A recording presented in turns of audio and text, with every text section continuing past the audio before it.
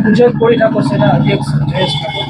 અમારી રજૂઆત એ છે કે વિછિયામાં જે અત્યારે જે બનાવ થયો છે, જેમાં પથ્થરમારાની અત્યારે વાતો કરે છે, જે પથ્થરમારો હકીકતની અંદર બીજા લોકોએ પથ્થરમારો કરેલો છે, કોઈ કોળી સમાજ પથ્થરમારો થયેલો નથી। પછી પોલીસે જે અત્યારે કાર્યવાહી કરી છે કે જે લોકો હતા નહીં, જે લોકો ઘરે હતા, જે લોકો મજૂરીએ જ હતા, એ લોકોને પકડી અને અત્યારે પૂરવામાં આવે છે અને એની ઉપર કાયદેસર કાર્યવાહી કરે છે। અત્યારે એસપી સાહેબને મુલાકાત કરી અમારી રજૂઆત એવી હતી કે ભાઈ જે બનાવ થયો છે ત્યાંના પોલીસ સ્ટેશનના સીસીટીવી ફૂટેજ કાઢે, એ ફૂટેજની અંદર હકીકતમાં કોને એટેક કર્યો છે, કોણ વ્યક્તિ છે, એની તટસ્થ કાર્યવાહી થાય, એની ઉપર સજા કરવામાં આવે। બાકી કોઈ જે નિર્દોષ વ્યક્તિઓ છે એને ન પકડવામાં આવે। અને આજે જે બનાવ જે ઘનશ્યામભાઈ જેના પરિવાર સાથે જે આજે એની બેસણું છે, તો તેના બેસણામાં કોઈ વ્યક્તિ ત્યાં ઘરે આવી નથી શકતા।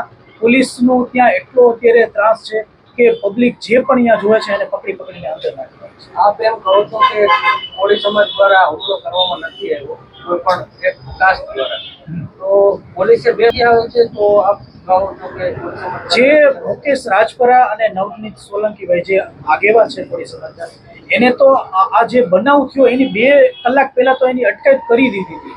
જ્યારે બનાવ થયો અને જ્યારે પકડવામાં આવ્યા છે જે 84 લોકો, તેમાંથી 7 જણા તો કોળી સમાજના છે જ નહીં, એ અલગ કાસ્ટના છે। જે એફઆઈની અંદર જે 7 જણા નામે છે, જેમાંથી 1 અને 2 જે વ્યક્તિ કે જે સમાજના છે, જે આરોપીના સગા ભાણિયા છે અને બાકીના બીજા છે એ એના મિત્ર છે।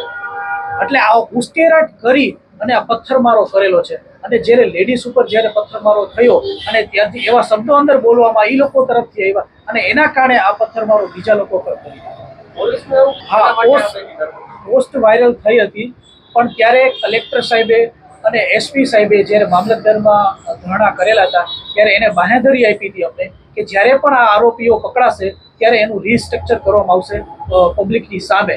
એટલે લોકોને એવું હતું કે ચલો એ જે સરઘસ કાઢવામાં આવે તો એ સરઘસ જોવા જઈએ, કોઈ આવો ઈરાદો નહોતો અને પોલીસે સરઘસ ના કાઢ્યું અને 1 મિનિટનો ક્યાંકથી વિડીયો લઈ અને દેખાડવામાં આવ્યું। નામ રાજપરા લક્ષ્મણભાઈ, મૃતક ઘનશ્યામભાઈ એમના હું નાના ભાઈ છું અને આવતીકાલે એટલે કે 12મું એની વિધિ છે, તો સગા સંબંધી જાયું ભાઈઓ કુટુંબ ઘરે આવવાથી ડરે છે અને માહોલ એવો પેદા કરી દીધો છે કે જેટલા બહાર નીકળશે એટલાને પકડી લઈશું, એટલે ઘરે આવવામાં બીવે છે।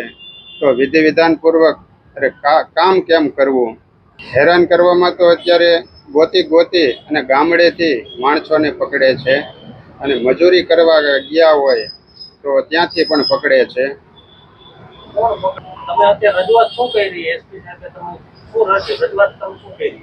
એસપી સાહેબને એવી રજૂઆત કરી કે હવે ના પકડે અને આ બધું બંધ કરાવડાવે।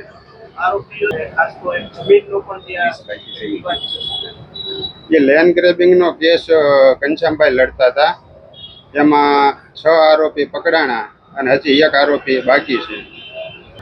લેન્ડ ગ્રેબિંગ તો 8-9 વ્યક્તિ ઉપર લેન્ડ ગ્રેબિંગ કરેલું હતું।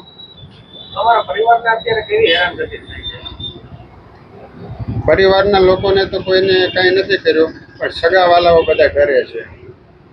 હા, અહીંયા ઘરે આવતા ડરે છે।